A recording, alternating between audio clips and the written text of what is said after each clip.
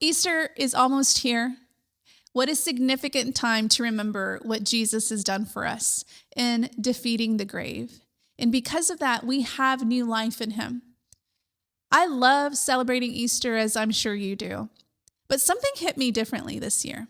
And that is the fact that when Jesus rose again, he still had scars.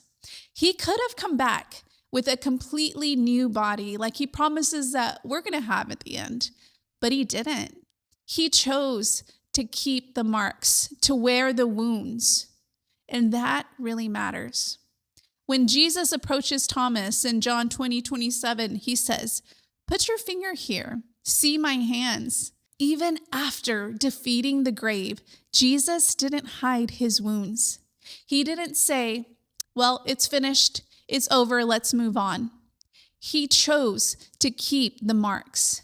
He chose to let others see them, to feel the proof that he had suffered. Why does that matter? Because scars are not a proof of weakness. They are receipts of love, of survival, of victory.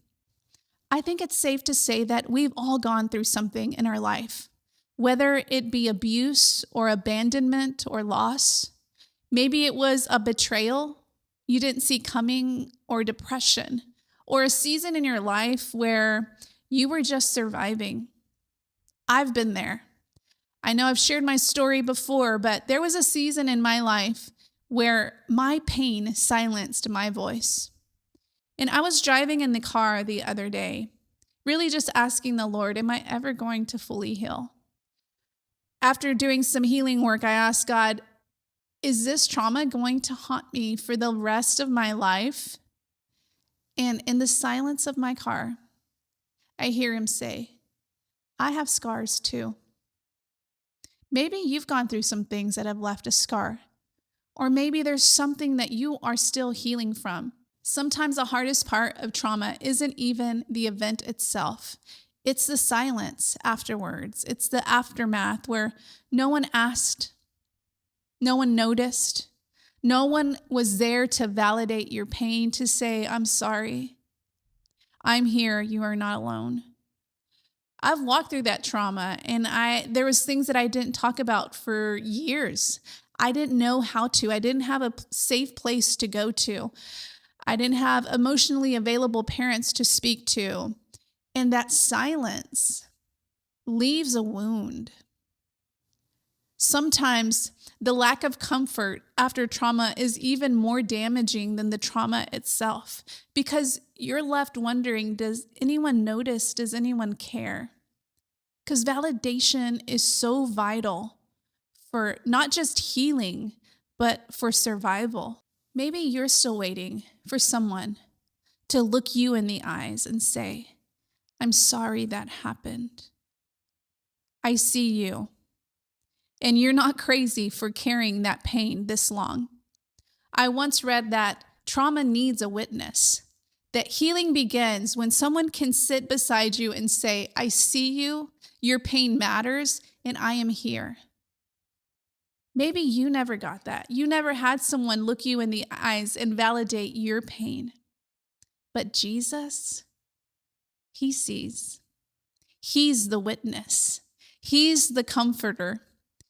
He is the one who leans in, who doesn't look away.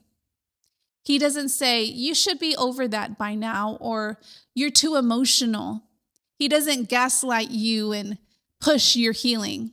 Hebrews 4:15 says, for we do not have a high priest who is unable to empathize with our weaknesses, but one who has been tempted in every way, just as you are. He leans in. He empathizes. He validates what you went through. He says, I see it. I feel it. And these scars that I have are here to remind you that you are not alone. Jesus doesn't just understand in theory. He lived it. He wept. He bled. He was betrayed. He was misunderstood. He was mocked. He was crucified. And when he rose again, he didn't erase his story. He redeemed it. In Revelation, John sees Jesus in eternity and describes him as a lamb looking as if it had been slain. So even in eternity, Jesus still carries the scars of his testimony. Not because he's stuck in the past, but because his scars tell a story. Your scars tell a story. They don't make you less radiant. They make you relatable. They give you compassion. They give you access to someone else's pain. Sometimes ministry isn't made from accomplishments, but rather your vulnerability. If you're wondering if your pain disqualifies you, or if healing means you have to forget what happened, let me remind you that healing doesn't erase scars. It transforms them. Scars don't say, "Look what happened to me." Scars say, "Look what God has brought me through." Jesus didn't erase his wounds. He transformed them. I love the illustration of a pearl. I don't like saying this a lot, but my name is Margarita. That's my first name, and it means pearl. And I love the idea of how a pearl is formed. When an irritant, like a grain of sand, enters an oyster, the way the oyster protects itself is it covers that wound layer by layer by layer until this treasure is formed. See, this pain doesn't leave. It's transformed into one of the most beautiful adornments that we can wear. And that's what God does with us. Easter just isn't for those that are already rejoicing. It's for those that are still healing. Resurrection isn't about forgetting or pretending like you were never wounded, but it's about knowing that you are no longer defeated. Isaiah 53:5 says, "He was pierced for our transgressions. He was crushed for our iniquities. The punishment that brought us peace was on him, and by his wounds we are healed." His wounds bring healing. His scars bring peace, and his presence brings comfort. By his wounds, the actual carried visible scars, you are healed. The story of Joseph is so profound. He was abandoned and betrayed, falsely accused and imprisoned by his own family. And when God unites them, Joseph doesn't seek revenge. He looks them in the eye and he says, "You intended to harm me, but God intended it for good, to accomplish what is now being done, the saving of many lives." What if you could look at your trauma and say, "You intended to harm me, but God intended it for good, to accomplish what is now being done, the saving of many lives"? What if your wound is someone else's rescue? What if that thing that almost broke you is what God uses to build others?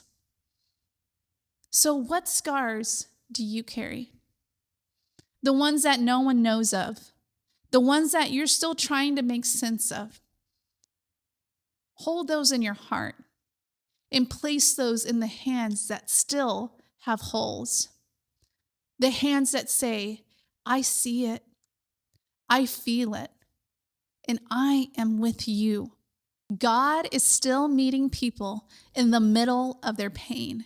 Your story matters. Your pain matters. And Jesus doesn't ask you to hide your pain. He asks you to bring it to the light, because that is where healing is.